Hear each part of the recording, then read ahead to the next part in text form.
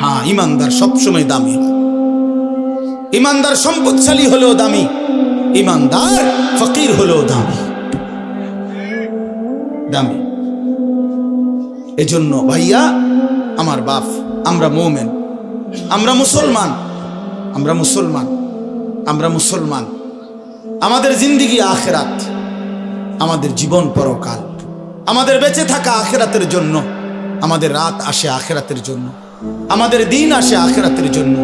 প্রতিটা ভোর হয় ফজরের নামাজের জন্য, প্রতিটা সন্ধ্যা হয় মাগরিবের নামাজের জন্য, প্রতিটা রাত্রি গভীর হয় তাহাজ্জুদের সিজদা দেওয়ার জন্য। ওয়াহুয়াল্লাযী জাআলাল লাইলা ওয়ান নাহারা খিলফাতাল লিমান আরাদা আন ইয়াযাক্কারা আও আরাদা শুকুরা। রব্বুল আলামিন বলেন, আমি আল্লাহ রাত বানাই, দিন বানাই, পর্যায়ক্রমে ধারাবাহিকভাবে, একবার রাত একবার দিন, একবার রাত একবার দিন। কেন বানাই? আল্লাহ বলেন রাত আমি কেন বানাই, দিন আমি কেন বানাই? নিজেই আল্লাহ বলেন লিমান আরাদা আন ইয়াযাক্কারা, যারা যারা আমি আল্লাহর জিকির, আমার স্মরণ, আমার বন্দিগি, আমার গোলামি করতে চায় তাদের জন্যে।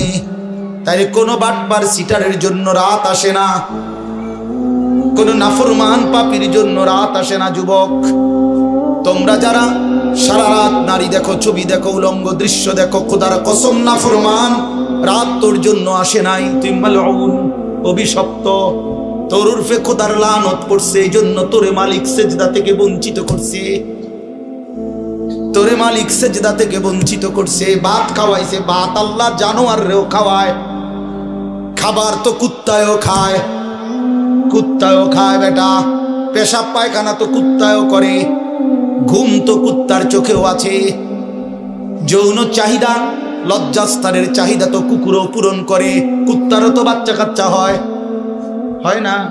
তো কইছে তো কি,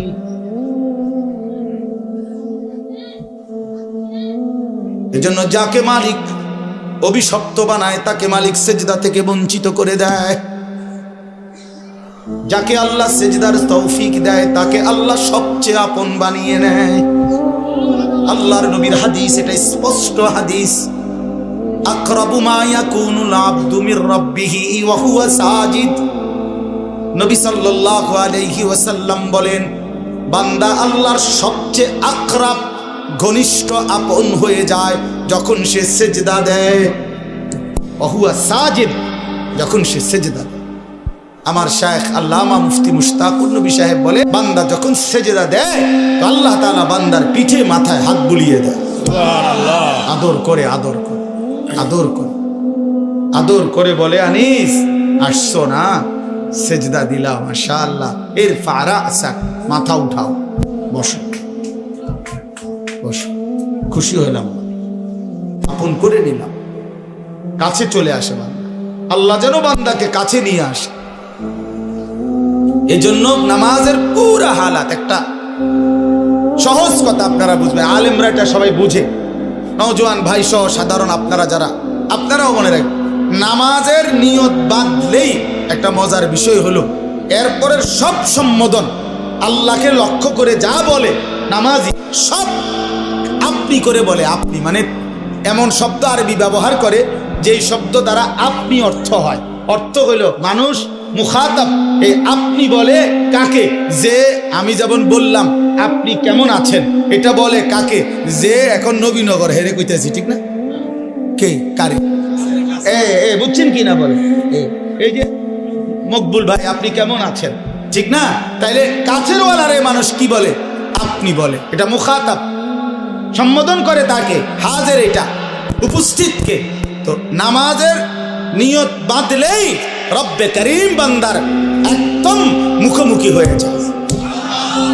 এজন্য বান্দা শুরুই করে সুবহানাকা, আপনার পবিত্রতা বর্ণনা করছি, আল্লাহুম্মা ওয়া বিহামদিকা, আই মাওলা আপনার প্রশংসা করছি, আপনার, আমিও আপনার কাছে, আপনিও আমার কাছে।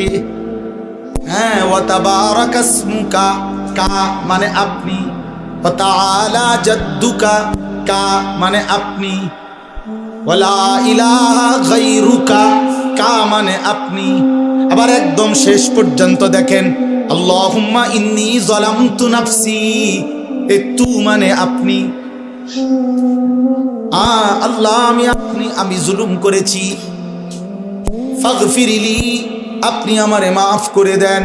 সর্বশেষ শব্দ ইন্নাকা আনতাল গফুরুর রহিম, ইন্নাকা নিশ্চয়ই আপনি, আনতাল গফুরুর রহিম আপনি তো ক্ষমাশীল, আপনি তো দয়াবান, আপনি তো মাফ করে নেওয়ালা। কায়নাতে আর মাফ করবে কে? আমি গোলাম আপনার কাছে, আপনি আমার কাছে, আমারে মাফ করবেন না তো মাওলা কারে মাফ করবেন? যদি আমারে মাফ না করেন, সেজদা দিলাম কেন, রুকু দিলাম কেন, আত্তাহিয়াতু পড়লাম কেন, দুরূদ শরীফ পড়লাম কেন? রব্বুল আলামিন বলে, বান্দা আরো দূরে থাইকাও তো মানুষ মাফ করে দেয়, এত কাছে এনে আমার মতো মেহেরবান মাফ করব না কেন? যা বান্দা মাফ করে দিলাম। এজন্য নবীজি বলছে, এক নামাজের পরে আরেক নামাজ বান্দা যখন আদায় করে, মুকাফফারাতুন লিমা বাইনাহুন্না, তো দুই নামাজের মাঝের গুনাহ আল্লাহ মাফ করে দেয়।